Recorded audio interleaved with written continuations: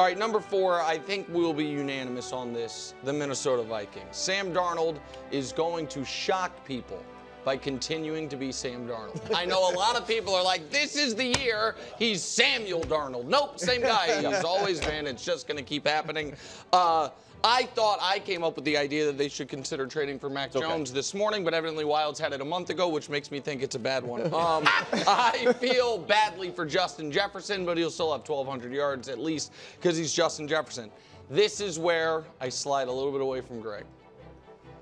The Green Bay Packers, and they missed the playoffs. Wow. So I still don't trust the defense. Don't get mad at me, Wilds. I know they played well for 3 quarters against the Chiefs. That was an argument from last year.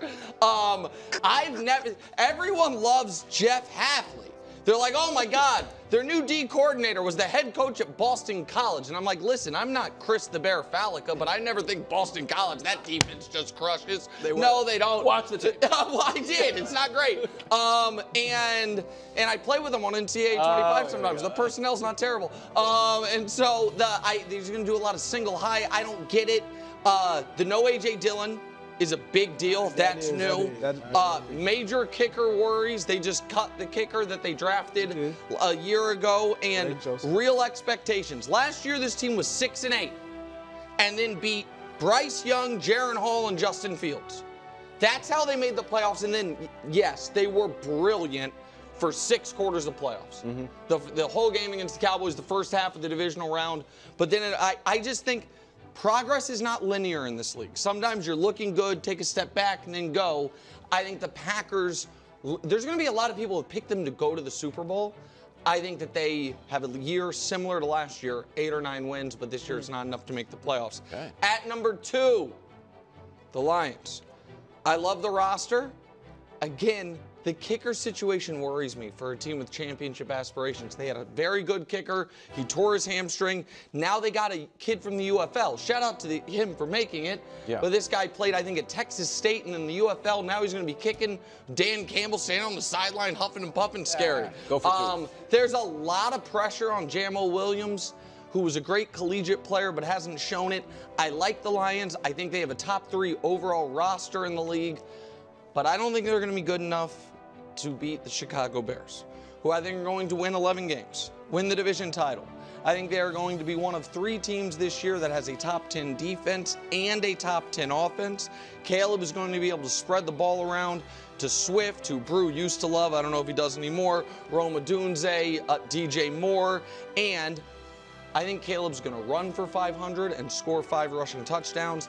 And I love how soft the open of their schedule is, which allows for them to get confidence and get rolling before the divisional games come.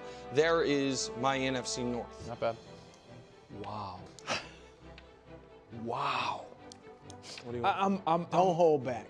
I'm not. Like, the only thing we agree on is the Vikings will finish 4th. And I'm not as low on the Vikings as you are. I think Justin Jefferson will bring out more of Sam Darnold. However, let's remove that even off the Packers finishing 3rd. That is just absurd.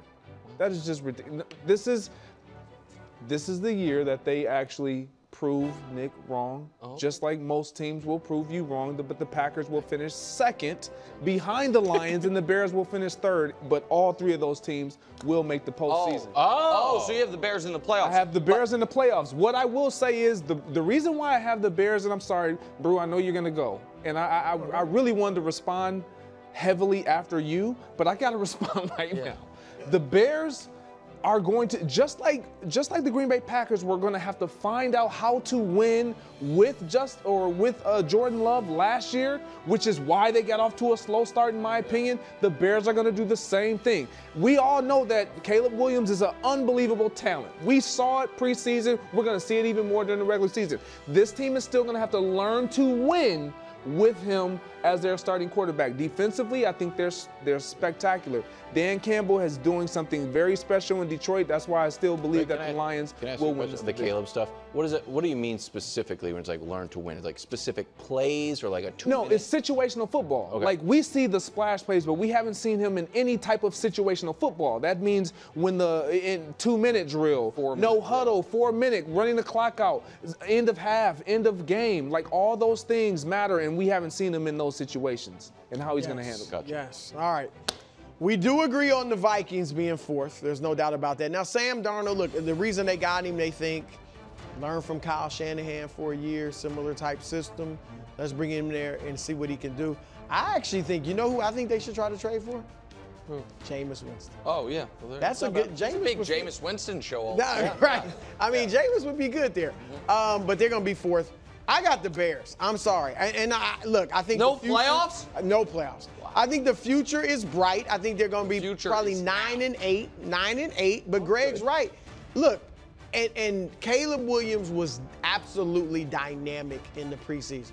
He also completed 50% of his passes. There are going to be some growing pains, and it might work out for you, Nick, in that the growing pains will go through the softer part of the schedule. So I give you that. But man, this schedule or this division is so tough that I see them winning 9 games but missing the playoffs. Secondly, in the second spot, I've got Green Bay. I think they're going to have a very good year. I think they're going to just build off of what they did over the second half of last year. They were the youngest team to make the playoffs in like 50 years. And you saw what they did to the Cowboys. I don't see them taking a step back after that. It gave me some pause when A.J. Dillon went down. I think Josh Jacobs and A.J. Dillon together would have been even better than Dillon and Aaron Jones. But still, you got Jacobs. They'll be able to find a backup. The receivers are just going to be that much better. They're more confident. And defensively, look, that was a young team. I think defensively, they already took some steps last year. I think they're going to take a few more steps, and they'll finish second. And obviously, I've got Detroit. Look, Detroit last year, their problem was defense. They addressed that. They really went out and addressed the defensive issues that they have. Offensively, obviously, they're stacked. I think Jameson Williams will have a nice year as the second guy to Amon-Ra St. Brown. So I got Detroit winning that division and Green Bay in second, but both of them making the playoffs. Excellent job. Can I say one thing about tomorrow? So this now means, given the spots I had available, that I have both South divisions producing multiple playoff teams. Yes, you do. Which is, I don't know if that's good for my guy Baker or not, but we'll see. Bake Show's in. Well, we'll see. If you got 2 of them, We've got 2 of them.